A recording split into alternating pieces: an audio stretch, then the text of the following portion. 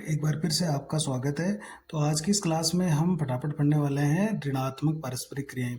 तो ऋणात्मक पारस्परिक क्रिया का मतलब है यहाँ पर किसी न किसी जाति को हानि होने वाली है। तो सबसे पहले हम पढ़ेंगे स्पर्धा या कंपटीशन। तो स्पर्धा को हम लिखते हैं माइनस माइनस। इसका मतलब है जब स्पर्धा होती है तो दोनों जातियों को ही हानि होती है।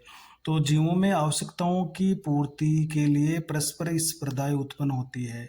तो जीवों में महत्वपूर्ण ये जीवों में जो ये स्पर्धा होती है, ये मुख्यतः आवास के लिए या भोजन के लिए या प्रकाश के लिए या जल के लिए या पोषक तत्वों के लिए होती रहती है। यानी पौधों हो या जंतु हो, सब में ये स्पर्धा होती रहती है। अब ये स्पर्धा मुख्य रूप से दो टाइप की होती है। देखिए, तो एक तो होती है अंतरजातीय, जिसको अपन इंट्रा स्पेसिफिक कंपटीशन या स्पर्धा बोलते हैं। तो ये क्या होती है, एक ही जाति के सदस्यों के मध्य होती है। जैसे एक ही जाति के सदस्य हो, उनके बीच में होती है ये स्पर्धा।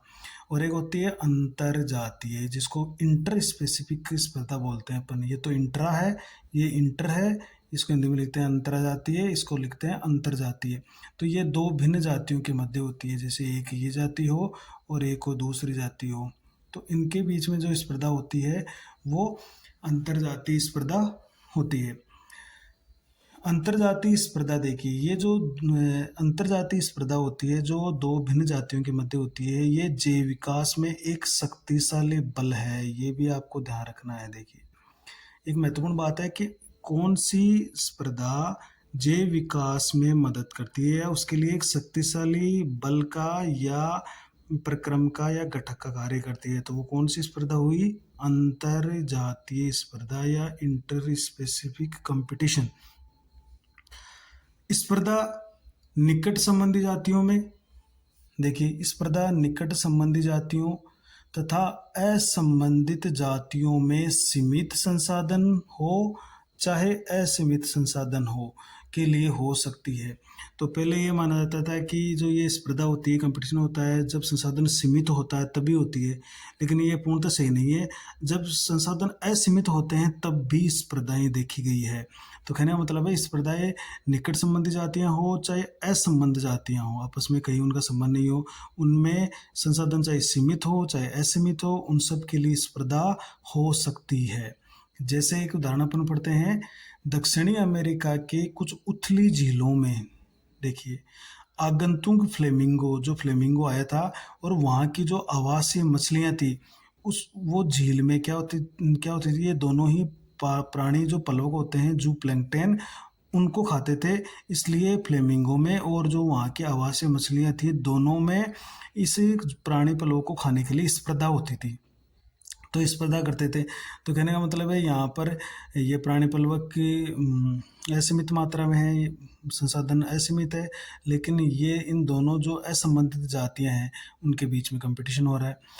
अर्थार्थपूर्ण असंबंधित जातियां भी एक ही संसाधन के लिए स्पर्धा कर सकती है। तो इसे स्पर्धा से क्या बात निकली है कि पहली बात तो ये निकली है, पहली बात, प्रथम बात, और दूसरी बात ये है, तो पहली बात तो ये निकली है कि पूर्णतः असंबंधित जातियां, जो पहले से कोई संबंध नहीं है, जैसे फ्लेमिंगो का मछली का कोई संबंध नहीं है, तो ये असंबंधित जातियां भी एक ही संसाधन के लिए स्पर्धा कर सकती है। दूसरी बात, स्पर्धा के लिए संसाधनों का सीमित होना आवश्यक नहीं है, अर्थात असीमित संसाधनों में भी ये हो सकती है। जैसे इसका एक उदाहरण है बाधा स्पर्धा। क्या उदाहरण है इसका, बाधा स्पर्धा। तो ये बाधा स्पर्धा क्या होती है, इसको अपन अलग से पढ़ लेते हैं, जिसको अपन इंटरफेरेंस कंपटीशन बोलते हैं। देखिए, इंटरफेयर हो रहा है इसके अंदर। तो बाधा स्पर्धा में क्या होती है, ऐसी स्पर्धा है जिसमें एक जाति की असंदक्षता, असंदक्षता का मतलब होता है भोजन ग्रहण करने की क्षमता, दूसरी जाति की बाधाकारी या दमनकारी, जिसको अपन संदमनी भी कहते हैं, उस उपस्थिति के कारण घट सकती है। भले ही संसाधन चाहे आवास या भोजन है वो पर्याप्त मात्रा में उपलब्ध हो, उसे बाधा स्पर्धा कहते हैं। कहने का मतलब है, कोई एक स्थान है, उसमें कोई जाति निवास करती है और उस क्षेत्र में कोई दूसरी जाति आ गई। अब एक ये दूसरी जो जाति आई है, ये इसके भोजन ग्रहण करने की जो क्षमता है, उसका प्रभाव इस पहले वाली जाति पर पड़ रहा है। तो लगातार इसकी संख्या घटती जाएगी फिर। तो यही है कि एक जाति की जो भोजन ग्रहण करने की क्षमता है वो दूसरी जाति की बाधाकारी या दमनकारी, बाधाकारी का मतलब है ये जो नई जाति आ रही है ये यहाँ पर बाधा उत्पन्न करेगी, इस पुरानी जाति का दमन करेगी, तो उसकी इस जाति की उपस्थिति से इस जाति की संख्या लगातार घटती जाती है, चाहे संसाधन यहाँ पर कितने ही ज़्यादा हो। तो ये ऐसा कंपटीशन या स्पर्धा क्या कहलाएगी, बाधा स्पर्धा कहलाएगी। जैसे अपने एक उदाहरण पढ़ते हैं, इससे आप ज़्यादा समझो जाओगे कि गैलापागोस द्वीप है, इस पर डार्विन भी गए थे। उसमें एक कछुआ है एम्बिंगडन कछुआ, वो बहुत अधिक संख्या में वहाँ पर पाया जाता था। लेकिन जब इस द्वीप में बकरियां लाई गई, देखिए गोट बकरियां ले आए। अभी यहाँ पर ये जो कछुआ है ये भी शाकाहारी है। कैसा है, शाकाहारी कछुआ है, ये शाकाहारी है। तो ये शाकाहारी कछुआ घास घास खा रहा है। यहाँ पर बकरियां ले आए, तो बकरियां लाने के बाद क्या हुआ, इन बकरियों की अत्यधिक चारण दक्षता के कारण यानी चरने की प्रवृत्ति के कारण एक दशक यानी 10 वर्ष में ये जो कछुए थे ये विलुप्त हो गए। तो इसका मतलब क्या हुआ कि बकरी आने के बाद इस बकरी की जो भोजन ग्रहण करने की क्षमता है उसके कारण ये जो कछुआ विलुप्त हुआ है। तो हम यही कह रहे हैं कि एक जाति की जो भोजन ग्रहण करने की, जैसे कछुए की भोजन करने की जो क्षमता है ना, वो बकरी की उपस्थिति के कारण लगातार इसकी जो क्षमता है वो घट गई और इसकी संख्या भी लगातार घटती गई। तो कछुए के विकास में बाधा उत्पन्न हुई है, तो ये बाधा स्पर्धा होती है। अब हम स्पर्धा की परिभाषा क्या दें, तो एक्चुअल में स्पर्धा की परिभाषा कुछ इस तरह से दी गई कि स्पर्धा वह प्रक्रिया है जिसमें एक जाति की योग्यता, देखिए अब ये योग्यता क्या है, यह है वर्दी की इंक्रीजिंग दर यानी आर के रूप में मापित। आर का मान हमने क्या पढ़ा था, बी माइनस डी, यानी आर होगी यानी बर्थ रेट ज़्यादा होगी। तो अगर कोई जनन ज़्यादा करेगी कोई जाति, इसका मतलब है वो उतनी ज़्यादा योग्य है और दूसरी जाति की उपस्थिति में महत्वपूर्ण रूप से घट जाती है। देखिए तो स्पर्धा वह प्रक्रिया जिसमें एक जाति की योग्यता दूसरी जाति की उपस्थिति में महत्वपूर्ण रूप से घट जाती है, तो उसे हम स्पर्धा कहते हैं। तो यहाँ अपनी स्पर्धा को हम ले रहे हैं, जो एक जाति की योग्यता है उसको आर के रूप में माप रहे हैं और दूसरी जाति आ गई उसकी उपस्थिति में उसकी वो जो जाति है वो घट रही है, तो वो स्पर्धा कहलाती है। प्रकृति में स्पर्धा होती है, इसके क्या प्रमाण हैं, तो इसके दो प्रमाण है हमारे पास। एक तो स्पर्धी बहिष्कार होता है यानी कम्पिटिटिव एक्सक्लूशन, एक होता है स्पर्धी मोचन जिसको कम्पिटिटिव रिलीजिंग कह रहे हैं। तो बहिष्कार में क्या होता है, जो श्रेष्ठ जाति होती है वो कमजोर जाति को बहिष्कृत कर देती है या उसको विलुप्त कर देती है या बाहर निकाल देती है। स्पर्धी स्पर्धी जो मोचन होता है उसमें क्या होता है, जो कमजोर जाति या कोई श्रेष्ठ जाति होती है तो श्रेष्ठ जाति धीरे धीरे कमजोर जाति की संख्या को कम कर देती है या वहाँ से उसको भगा देती है। तो दोनों ही ये स्पर्धा के प्रमाण है जो प्रकृति में होते रहते हैं, स्पर्धी बहिष्कार और स्पर्धी मोचन। तो यहाँ पर एक साइंटिस्ट हुए थे गोस, तो रूस के साइंटिस्ट थे। तो ये गोस ने बहुत सारे अपने प्रयोग किए प्रयोगशाला में और फिर अपना एक नियम सिद्धांत दिया जिसको बोलते हैं अपन गोस का स्पर्धी अपवर्जन। अपवर्जन को बहिष्कार भी कहते हैं जैसे इसको, तो अपवर्जन या बहिष्कार का नियम या सिद्धांत भी कहते हैं, या गोसेज कम्पिटिटिव एक्सक्लूजन लॉज या प्रिंसिपल इसको बोल रहे हैं। तो ये नियम क्या कहता है, गोस का स्पर्धी अपवर्जन नियम क्या कहता है, इस नियम या सिद्धांत के अनुसार एक ही तरह के संसाधनों के लिए स्पर्धा करने वाली दो निकटतम संबंधी जातियां अनंत काल तक साथ साथ नहीं रह सकती, यानी लंबे समय तक हमेशा साथ साथ नहीं रह सकती। और धीरे धीरे क्या होगा, उसमें जो श्रेष्ठ जाति होती है वो अंततः कमजोर या दुर्बल जाति को हटा देती है। तो मान लीजिए कोई एक तालाब है, उसमें दो तरह की जातियां, जो निकट संबंधी जो जातियां हैं वो रह रही है। भले ही स्टार्टिंग में संसाधन बहुत असीमित हो, लेकिन वो लंबे समय तक एक साथ नहीं रह सकती और अंत में क्या होता है, जो श्रेष्ठ जाति होती है वो कमजोर जाति को वहाँ से हटा देती है, विलुप्त कर देती है। ऐसा तभी होगा जब संसाधन सीमित या सीमाकारी होंगे। और ये देखने में ये आया है कि ये जो बहिष्कार होता है ये तभी होगा जब संसाधन सीमित होता है या सीमाकारी होगा। तो जब संसाधन सीमित हो जाएंगे तो श्रेष्ठ जाति दूसरी कमजोर जाति को वहाँ से विलुप्त कर देगी। तो ये है गोस का स्पर्धी अपवर्जन का नियम। जैसे इन्होंने दिया था कि पैरामेशियम की दो जातियों का जब एक साथ संवर्धन कराया गया तो जो श्रेष्ठ जाति थी उसने कमजोर जाति को वहां से विलुप्त कर दिया। तो उन्होंने अपने प्रयोग के द्वारा देखा था ये चीजें और उन्होंने अपना एक सिद्धांत दे दिया। अब अपने यहाँ पर पढ़ रहे हैं स्पर्धी मोचन क्या है, कॉम्पिटिटिव रिलीज क्या है। तो रिलीज का देखिए, स्पर्धी रूप में यानी जो स्पर्धा कर रहे हैं, स्पर्धी रूप में जो उत्तम या जो श्रेष्ठ जाति की उपस्थिति के कारण किसी कमजोर जाति का वितरण छोटे से भौगोलिक क्षेत्र तक सीमित हो जाता है।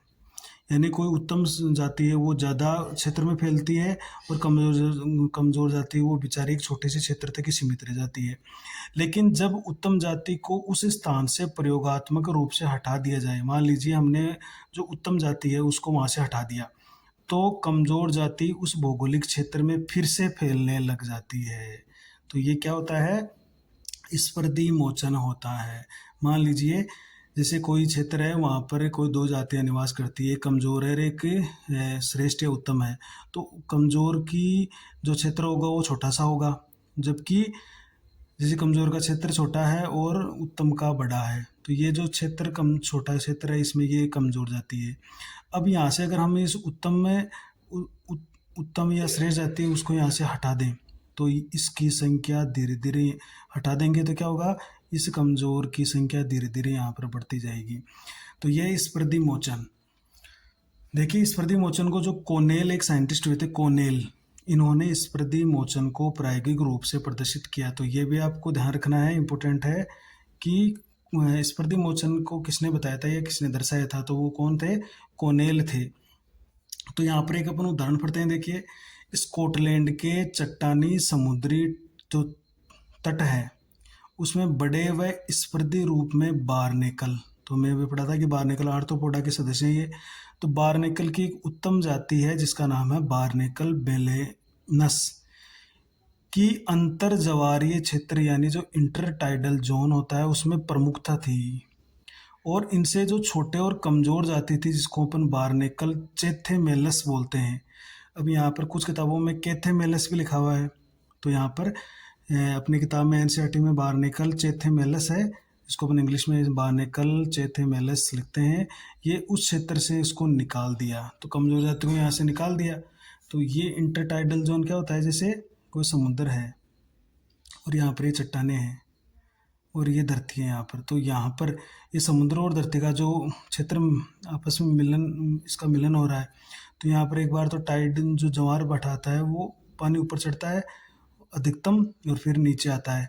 तो ये जो बीच का क्षेत्र हो गया हाई टाइड और लो टाइड के बीच का, और जहाँ पर धरती और समुद्र मिलता है, तो वहाँ का जो क्षेत्र है ये अंतर्जवारी क्षेत्र कहलाता है। तो यहाँ पर जो उत्तम जाति है बारनेकल वेलेनस उसकी संख्या ज़्यादा थी और जो कमजोर जाति थी उसकी संख्या यहाँ पर कम थी, क्योंकि उसने उत्तम जाति ने इसको यहाँ से प्रतिस्थापित कर दिया, यहाँ से निकाल दिया। तो ये किसका उदाहरण है, स्पर्धी मोचन का उदाहरण है। सामान्यतः मांसाहारियों की अपेक्षा शाकाहारी और पादप अधिक प्रतिकूलतः प्रभावित होते हैं। तो देखिए मांसाहारी जीवों कम प्रभावित होते हैं, जो शाकाहारी और जो पादप होते हैं वो अधिक प्रभावित होते हैं, ये भी आपको ध्यान रखना है।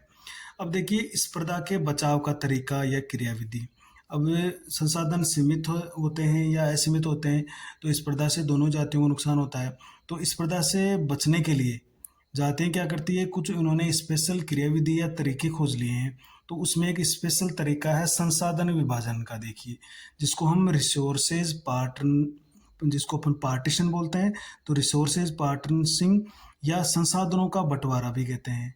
तो इसमें क्या होती है, जब एक ही जगह पर कोई एक दो जातियाँ या एक दो से भी ज़्यादा जातियाँ रहती है, तो वो क्या करती है अपना भोजन का समय चेंज कर लेती है या अपनी जो भोजन करने का तरीका उसमें चेंज कर लेती है, जिससे सभी जातियाँ एक साथ भोजन नहीं करती है या एक साथ अपना कार्य नहीं करती है, जिससे वो जिंदा रह जाती है। तो ये जो संसाधन विभाजन है ये स्पर्धा से बचाव का एक तरीका है, एक क्रियाविधि है। तो जब दो जातियां एक ही संसाधन या सीमित संसाधन के लिए स्पर्धा करती है तो वे अपने आहार के लिए भिन्न समय और भिन्न चारण प्रतिरूप अपनाकर स्पर्धा से बच सकती है। तो भिन्न समय का मतलब है कुछ कुछ प्राणी रात्रि में भोजन कर लेंगे, कुछ दिन में कर लेंगे, तो रात्रि में करने वाले दिन में नहीं करेंगे, दिन में करने वाले रात्रि में नहीं करेंगे। तो इस तरह से ये स्पर्धा से बच गए। या भिन्न चारण प्रतिरूप कर लिया, कुछ बड़े पौधों की पत्तियों से भोजन ले रहे हैं, कुछ घास से ले रहे हैं, कुछ झाड़ियों से ले रहे हैं, तो इनका जो प्रतिरूप चेंज हो गया, उससे भी वो स्पर्धा से बच रहे हैं। तो कहने का मतलब है ये विकसित हुई है संसाधन विभाजन। तो संसाधन विभाजन किसी पारितंत्र में सीमित संसाधनों की उपस्थिति में अंतर जातीय जो स्पर्धा होती है, इंटर स्पेसिफिक कंपटीशन होता है, उससे बचाव का एक अच्छा तरीका है, जिससे स्पर्धी बहिष्कार नहीं होगा, जातियां विलुप्त नहीं होगी, स्पर्धी बहिष्कार नहीं होगा, और जो जातियां निवास कर रही वो सभी जिंदा रह जाएगी। तो कहने का मतलब है संसाधन विभाजन स्पर्धा से बचाव का एक तरीका है, एक मेथड है। यहाँ पर एक साइंटिस्ट हुए मैक ऑर्थर, उन्होंने बताया कि एक ही पेड़ पर रह रहे फुदकी, जिसको बार्बलर भी बोलते हैं, ये जो फुदकी है, जो कीट है, इसकी 5 निकट संबंधी जातियां स्पर्धा से बचने में सफल रही है। देखिए, तो 5 जातियां एक ही पौधे पर रह रही है, फिर भी ये बच गई। तो उसका कारण क्या हुआ? इसमें से ये क्या करती है, ये पेड़ की शाखाओं से, उसके वितान से कीट शिकार के तलाशने में अपनी चारण गतिविधियों में व्यवहारिक भिन्नताओं के कारण साथ साथ रह गई। तो इनका जो खाने का तरीका है, कीटों को खाने का तरीका है, वो सबका अलग अलग हो गया।